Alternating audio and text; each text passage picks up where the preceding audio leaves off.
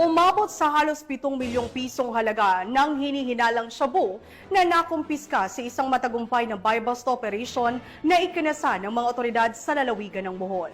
Ang report mula kay Patrolwoman Flora May Azares. Aabot sa halos 7 milyong halaga ng pinaghihinalaang shabu ang nasabat ng kapulisan mula sa isang lalaki na target sa buy-bust operation na isinagawa sa Purok 5 proper, Barangay Dampas, Tagbilaran City, Bohol, noong ika-24 ng Hulyo ng taong kasalukuyan. Kinilala ni Police Colonel Arnel B. Banzon, Provincial Director ng Bohol Police Provincial Office, ang suspect na si alias Polpol, 44 anyos, isang high-value individual na residente ng Purok 1, Barangay Kugon, Tagbilaran City, Bohol. Dakong alas 11 ng gabi nang isinagawa ang buy-bust operation na pinagsanib ng pwersa ng operatiba ng Provincial Drug Enforcement Unit, Provincial Intelligence Unit, Tagbilaran City Police Station at PIDEA Bohol na naging dahilan sa pagkakaaresto ng suspect.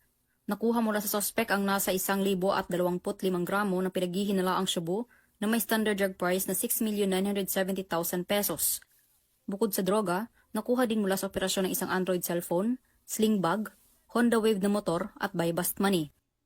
Mahaharap ang suspect sa kasong paglabag sa Section 5 at 11, Article 2 ng RA 9165 o Comprehensive Dangerous Drugs Act of 2002. Sa muli po, tayo ay nanawagan sa ating mga kababayan na kung may impormasyon kayo sa mga tao o grupo na involved po sa anti-illegal drugs o shabu o mga drug personality sa inyong lokalidad, huwag po mag-atubiling magsumbong sa pinakamalapit na police station.